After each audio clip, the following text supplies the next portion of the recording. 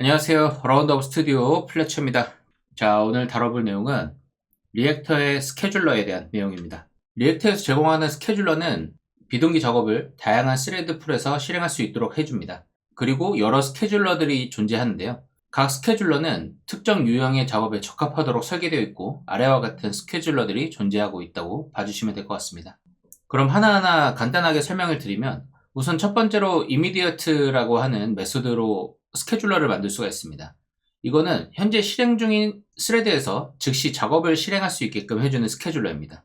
별도의 스레드를 만들지 않고 현재 동작하고 있는 스레드, 만약에 메인 스레드라고 하면은 그냥 메인 스레드, 만약에 비동기 처리를 하고 있었던 스레드라고 하면은 현재 그냥 실행 중이었던 그 스레드에서 즉시 그 작업을 실행할 수 있게끔 해주는 스케줄러라고 봐주시면 됩니다. 별도의 스레드를 사용하지 않고 연산이 호출된 스레드에서 작업을 수행하므로 스케줄러를 변경하지 않는 것과 동일한 작업을 한다고 봐주시면 될 것 같습니다.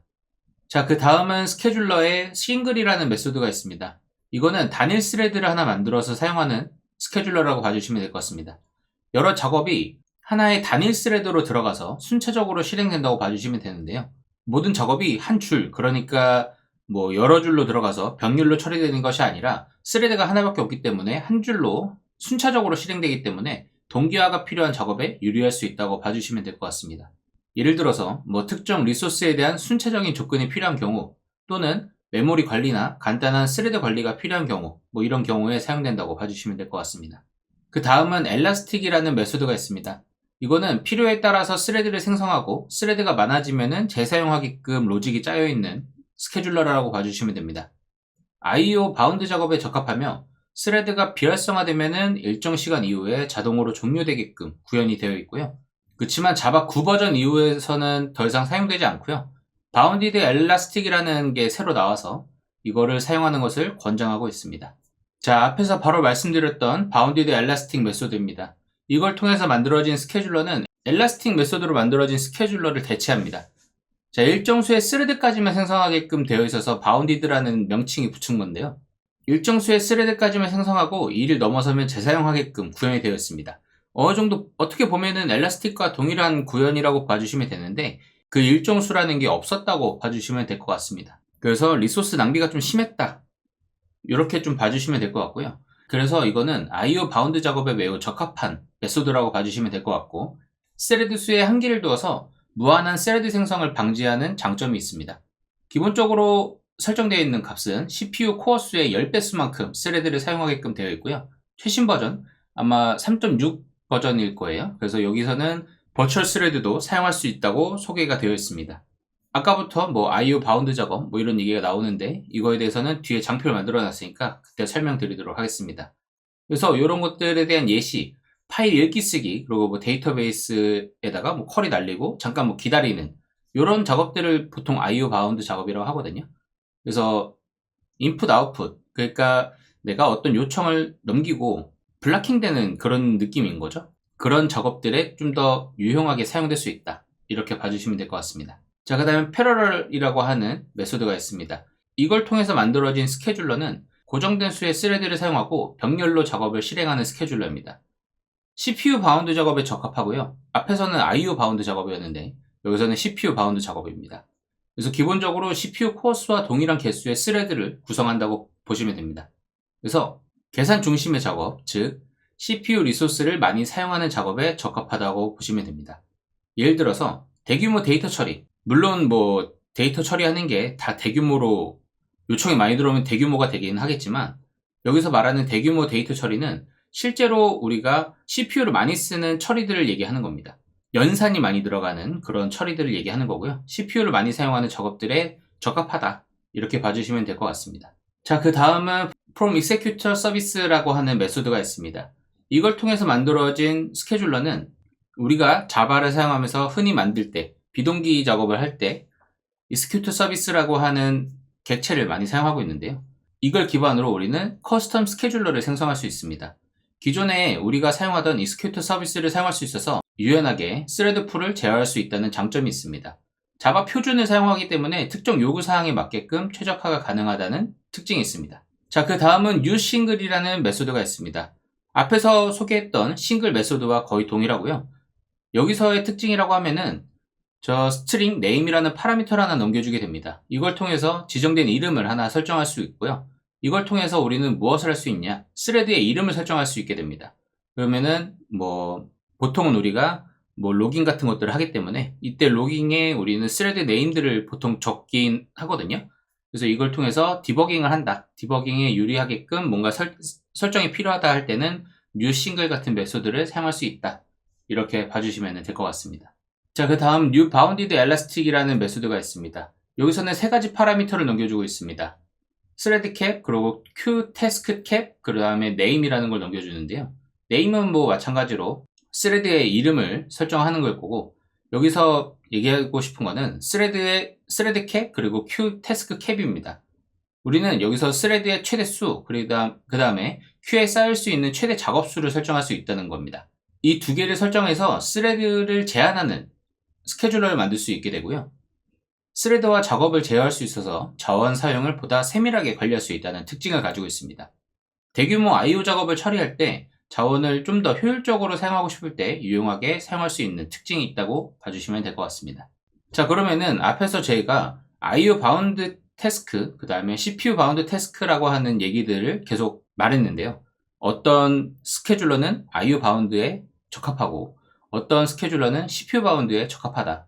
이런 것들을 말씀드렸는데, 그러면 I/O 바운드가 뭐고 CPU 바운드가 뭐냐? I/O 바운드는 CPU보다 외부 장치, 네트워크, 파일 시스템 등과 같이 입출력 작업에 주로 시간을 소모하는 작업을 의미합니다. 예를 들면은 요거는 우리가 기본적인 CS를 공부하신 분들이라면 어느 정도 아실 텐데, 우리가 OS 공부 같은 것들을 하면은 CPU의 리소스 같은 것들 공부하잖아요. 이게 프로세스, 코어, 프로세스, 스레드 이런 것들. 그래서 코어들을 잘게 쪼개서 우리가 쓰는 것들을 스레드라고 우리는 보통 표현을 합니다. 그래서 이 CPU가 대기 상태에 머문다는 거는 CPU가 뭔가 일을 던져놓고서 기다리고 있다라는 의미가 되는 거거든요. 물론 아예 휴면 상태가 되는 걸 수도 있고 그냥 아무 일이 없어서 쉴 수도 있죠. 그렇지만 여기서 얘기하는 대기 상태는 뭔가 일을 요청을 보내놓고 그 응답이 올 때까지 기다리는 그 상태를 얘기하는 겁니다. 그래서 이 I/O 작업이 완료될 때까지 기다려야 하기 때문에 CPU가 할 일이 상대적으로 적은 이런 작업들을 I/O 바운드 태스크라고 얘기를 합니다. 그래서 입출력 대기 시간이 긴 경우, 예를 들어서 서버 간의 통신을 할 때, 저 서버에서 무언가 리소스를 받아야 될 때 우리가 REST 통신을 한다. 그래서 HTTP 요청을 보내서 API 통신을 통해서 요청을 보내고 응답을 받는 동안 한 10초 정도 걸려요. 그러면은 10초 동안 응답을 보내놓고 제가 딴 것들을 할 수 있죠. 그런 것들을 하기 위해서 우리가 지금 웹플럭스 같은 이런 공부들을 하고 있는 거긴 하지만 이런 것들을 보통 못하는 경우들이 많아요. 그냥 블락돼서 이 스레드가 거기서 기다렸다가 응답을 받고 다시 다음 행동들을 할 수 있게끔 대기하는 이런 작업들이 발생하게 되는데, 이럴 때는 이 스레드가 갖고 있는 리소스, 얘가 갖고 있는 컴퓨팅 자원을 잘게 쪼개서 갖고 있는 게 더 효율적일 수 있단 말이죠. 그렇게 갖고 있는 게 효율적이라고 얘기하는 게 I/O 바운드 태스크에 적합한 스케줄러라고 얘기하는 겁니다. 그래서 스레드가 좀 많아지는 거, 리소스 대비 동일한 리소스라는 전제 하에 스레드가 좀 많아진다, 이런 것들은 I/O 바운드 태스크에 적합하다라는 얘기를 하는 거고요. 그래서 CPU 리소스 사용이 좀 비교적 낮은데 입출력 대기 시간이 길어, 이런 것들은 아예 CPU 리소스를 좀 잘게 쪼개서 스레드를 많이 갖자. 그래서 차라리 많이 기다리게 해, 많은 애들이 기다리게 하고 많이 돌아다니게 하자, 스레드가. 이렇게 하는 스케줄러가 이 I/O 바운드 태스크에 적합하다. 그런 것들이 아까 얘기했던 이런 바운디드 엘라스틱 스케줄러, 이런 애들이 여기에 적합하다는 거고요. 그래서 여기서도 CPU 코어수의 10배수 스레드를 사용한다라는 얘기인 거고요. 그 다음에 CPU 바운드 태스크는 주로 CPU 연산에 주로 시간을 소모하는 작업들을 얘기합니다. 어디 얘가 왔다 갔다 하는 게 아니라 그냥 CPU가 필요한 것들 딱 담아서 연산만 하는 거예요. 계산할 것들 계속 계산하는 거죠. 수학 계산만 하는 거예요. 그것들은 보통 CPU가 다 집중적으로 처리하는 거거든요. 몇 곱하기 하고 지수 처리하고 이런 처리들을 해야 된다. 이런 것들은 CPU의 자원을 소비하는 행위이기 때문에 이런 작업들은 보통 CPU 바운드 태스크라고 얘기합니다. 거기에 대한 대표적인 예시가 암호화, 복화 이런 작업들, 그리고 동영상 인코딩하는 거, 그리고 복잡한 연산하는 것들. 이것들이 기본적으로 여기서 말하는 머신러닝, 데이터 처리, 이미지 처리들이 앞에서 얘기한 암호화, 복화하고 거의 다 동일한 작업들이라고 봐주시면 될 것 같아요. 그래서 이런 것들은 대기 시간이 거의 없고 CPU가 집중적으로 사용되는 작업들이라고 봐주시면 됩니다. 그래서 이런 것들은 병렬 처리가 참 중요한데, 이 병렬 처리를 하되 CPU를 갈아서 쓰는 이런 작업들을 CPU 바운드 태스크라고 하고, 이럴 때는 사실 스레드가 자기자기 쪼개질 필요가 없잖아요. 이 스레드 하나가 만들어질 때 온전한 CPU 리소스를 다 갖고 있는 게 아니거든요. 만약에 100이라는 CPU 자원이 있다고 했을 때 10개로 쪼개게 되면은 얘네들이 9만큼씩 갖고 있다고 보시면 돼요. 9 해갖고 나머지 1씩을 10개가 9씩 자원을 쓸 수 있고, 1은 나야, 스레드 1이야, 스레드 2야 라는 정보들을 받기 위해서 사용을 합니다. 이런 식으로 오버헤드가 발생을 하게 되는데요. 그러니까 쓸데없이 자원이 낭비되는 요소들이 생기는 거죠. 최대한 안 쪼개고 쓰는 게 자원을 낭비하지 않는 길인데, 이런 식으로 집중적으로 계산해야 될 때는 우리가 이렇게 스레드를 쪼갤 필요가 없으니까 굳이, 그럴 때는 아까 봤던 이런 패러럴, 이런 작업들을 이런 식으로 코어스와 동일한 개수의 스레드로 그냥 구성을 해갖고 병렬 처리로 돌리는 게 더 적합할 수 있다. 이렇게 봐주시는 게 좋을 것 같습니다. 그래서 이것도 잠깐 별첨으로 소개해드리고 가고요. 자, 그리고 앞에서 제가 오늘은 샘플 코드들을 첨부를 해놓진 않았지만은, 이런 스케줄러를 쓰기 위해서는 우리는 연산자로 subscribe on 그리고 publish on이라는 걸 사용합니다. 그래서 publish on과 subscribe on이 무엇인지 요거에 대해서도 간단하게 알고 가야 되는데요. on subscribe하고 좀 다른 겁니다. 요거는 또 하나의 체이닝 되는 메소드 중 하나라고 봐주시면 되고요. 요거는 리액터에서 비동기 작업에 필요한 스레드를 제어하기 위해서 사용되는 두 가지 중요한 연산자입니다. 그래서 앞에서 소개했던 그 스케줄러 메소드들을 사용하기 위해서 publish on과 subscribe on 안에다가 그 연산자 메소드들을 정의를 해주게 됩니다. 이 두 연산자는 스레드 전환을 처리하는 데 사용되고, 특정 연산이 어느 스레드에서 실행될지 결정하기 위해 사용됩니다. 각자 동작 방식이 좀 다르기 때문에 사용 시 주의가 필요하니까 이 부분을 체크하고 넘어가도록 하겠습니다. 자, 첫 번째로 볼 거는 subscribe on입니다. 이거는 구독이 시작되는 시점에 스레드를 제어하게 됩니다. 우리는 지금까지 publish 그리고 subscribe 이 두 가지 기점들을 계속 보고 있는데, 요거는 subscribe이죠. 맨 밑에 있는 요 아래 subscribe 하는 이 부분에 대해 집중하는 건데, 여기서 subscribe on이니까 우리는 subscribe를 하면은 여기서 데이터를 방출하는 곳에서 시작을 한다는 걸 알고 있죠, 이미. 그때 우리는 이 subscribe on이라는 메소드를 사용하게 되면요, 구독이 시작되는 시점에 스레드를 제어하게 됩니다. 그러면은 업스트림으로 올라가게 되는 건데요.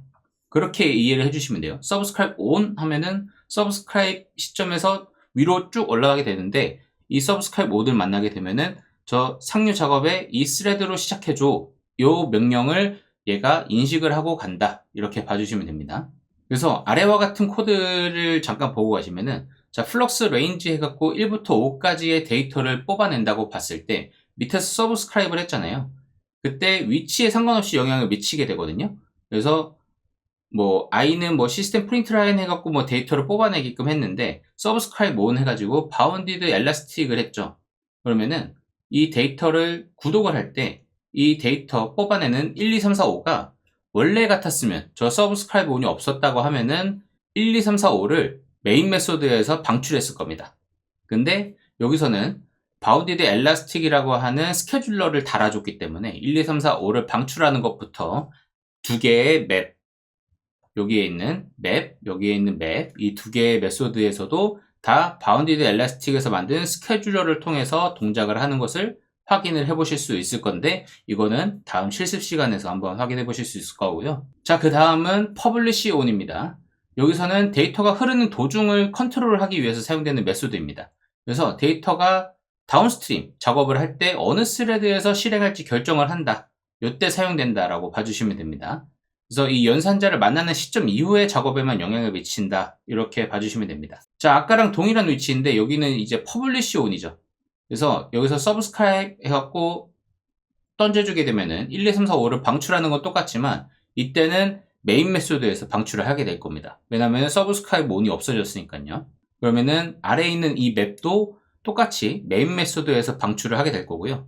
그 다음에 퍼블리시 온을 만나면서 바운디드 엘라스틱이네. 여기서 엘라스틱 스케줄러가 하나 생성이 되고 이 다음에 있는 두 번째 맵에서는 엘라스틱 스케줄러가 생성되어 있는 게 있으니까 그걸 통해서 이 맵이 동작하고 이 아래에 있는 서브스크라이브에서 동작해야 되는 이 컨슈머가 자연스럽게 리시브 밸류라는 출력을 엘라스틱을 통해서 엘라스틱 스케줄러, 바운디드 엘라스틱 스케줄러를 통해서 출력되는 것을 확인해 볼 수 있을 겁니다.